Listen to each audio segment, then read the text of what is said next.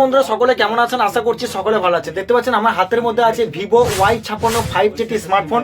এই মোবাইলটা যে লেটেস্ট একটি স্মার্টফোন। এই মোবাইলটা আজকে আপনাদের সামনে পুরোপুরি আনবক্স এবং রিভিউ করে দেখাবো।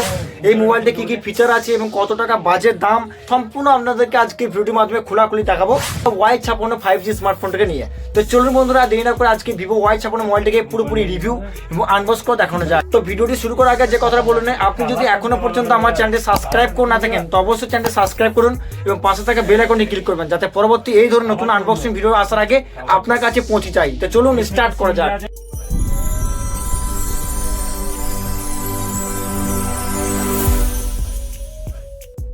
তো প্রথমে দেখতে পাচ্ছেন বক্সটি কিন্তু হাতে নেওয়া হলো। তো বক্সটির মধ্যে কিন্তু চারিদিকে ক্যারি দেওয়া আছে। তো এখান থেকে প্যাকেটটিকে আমি আনবক্স করে নেব। আস্তে আস্তে কিন্তু প্যাকেটটিকে আমি ছাড়িয়ে প্রথমে বক্সটিকে বের করব। এই হচ্ছে সেই Vivo Y56 5G লেটেস্ট একটি স্মার্টফোন ব্র্যান্ড। আপনি যদি লো প্রাইসের মধ্যে বা কম বাজেটের মধ্যে ভালো একটি পরিমাণে 5G স্মার্টফোন কেনার কথা ভাবেন তো আমি আপনাকে রিকমেন্ড করতে পারি এই মোবাইলটা আপনি কিনতে পারেন। খুবই কম খরচের মধ্যে দারুণ একটি মোবাইল। এই মোবাইলটির প্রাইস অ্যারাউন্ড 18,000 টাকা কাছাকাছি।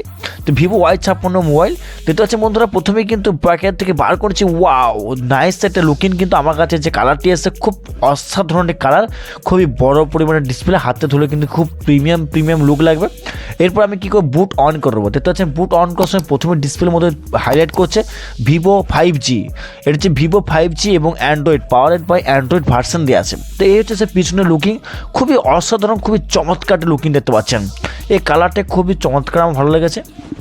এরপর পিছনের দিকে দুটি ক্যামেরা পেয়েছে, মানে সাইড। এই মোবাইলটির রাইট সাইডের দিকে দেখতে গেলে কিন্তু আপনি কিন্তু ভলিউম আপ ডাউন বাটন পেয়ে যাবেন এবং নিচের দিকে কিন্তু একটি ফিঙ্গারপ্রিন্ট সেন্সর পেয়ে যাবেন, যেটা কিন্তু পাওয়ার বাটনের সাথেই আসছে।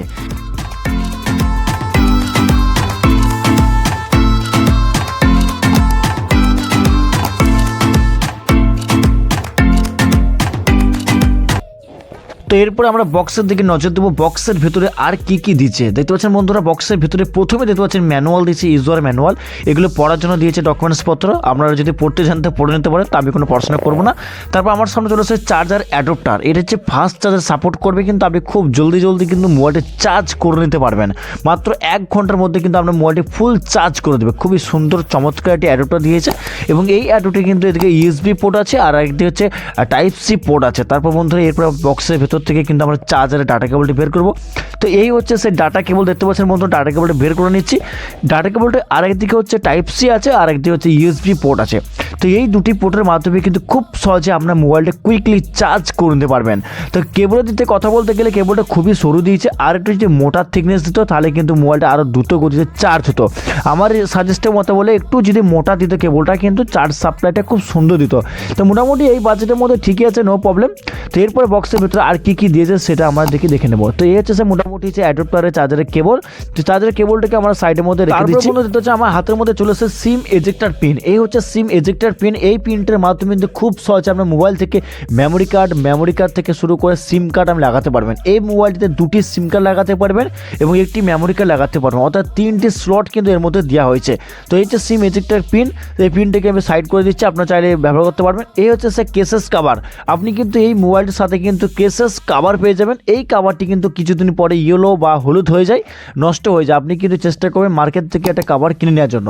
এরপরে মোবাইল ধরো আমরা কিন্তু মোবাইলটা কিছু স্পেসিফিকেশন দেখে নেব। প্রথমে দেখতে পাচ্ছেন আইএমই নাম্বার দেওয়া আছে এবং ভিভো কিছু স্পেসিফিকেশন দিয়ে রেখেছে। তো এই মোবাইলটাতে আপনি 8GB র্যাম পেয়ে যাচ্ছেন এবং 128GB ইন্টারনাল স্টোরেজ মেমোরি পেয়ে যাচ্ছেন, অর্থাৎ 8GB র্যাম এবং 128GB রম পেয়ে যাচ্ছেন। মিডিয়াটেক ডায়মেনসিটি 700 প্রসেসর পেয়ে যাচ্ছেন এই মোবাইলটিতে, 2.2 GHz এবং রিয়ার ক্যামেরা দিতে কথা বলতে গেলে কিন্তু 50 মেগাপিক্সেল এবং 2 মেগাপিক্সেল, অর্থাৎ মোবাইলটির পিছনে ক্যামেরা 50 মেগাপিক্সেল এবং 2 মেগাপিক্সেল ক্যামেরা পেয়েছেন। তাছাড়া ফ্রন্ট ক্যামেরা দিতে কথা বলতে গেলে কিন্তু 16 মেগাপিক্সেলের ফ্রন্ট ক্যামেরা পেয়ে যাচ্ছেন। খুবই দুর্দান্ত ক্যামেরা দিতে কথা বলতে গেলে, কিন্তু সামনে ক্যামেরাটি একটু কম দিয়েছে। যদি সামনে ক্যামেরাটি কিন্তু একটু বেশি দিত তাহলে ক্যামেরাটি কিন্তু আরও ভালো কোয়ালিটি হতো। তো পিছনে ক্যামেরাটি মাত্র ক্যামেরা, কারণ 50 মেগাপিক্সেল ক্যামেরার সাথে 2 মেগাপিক্সেল পাচ্ছেন। খুবই অসাধারণ ক্যামেরা পাচ্ছেন এবং এবং এই মোবাইলটিতে আপনি দুটি কালার পেয়েছেন, একটা হচ্ছে ব্ল্যাক কালার আর একটা অরেঞ্জ কালার। তো আমার কাছে যে মোবাইলটা এসেছে এই মোবাইলটা হচ্ছে অরেঞ্জ কালারের। আপনি কিন্তু দুটি কালারের মধ্যে মোবাইলটি পেয়ে যাচ্ছেন। তাছাড়া মোবাইলটির সব থেকে মেন অফ দ্য পার্ট যেটি হচ্ছে ব্যাটারি। তো ব্যাটারি দিতে কথা বলতে গেলে এই মোবাইলটিতে আপনি ব্যাটারি পাচ্ছেন 5000 mAh ব্যাটারি পেয়েছেন। যদি 6000 mAh ব্যাটারি দিত 18,000 টাকার মধ্যে কিন্তু বেস্ট অফ দ্য প্রাইসের মধ্যে দারুণ একটি মোবাইল ফোন হয়ে যেত। তো প্রাইসের হিসাবে দেখতে কথা বলতে গেলে কিন্তু 5000 ব্যাটারিটা কিন্তু খুবই কম। যদি 6000 mAh ব্যাটারি হতো খুবই সুন্দর দুর্দান্ত হয়ে যেত একটি মডেল।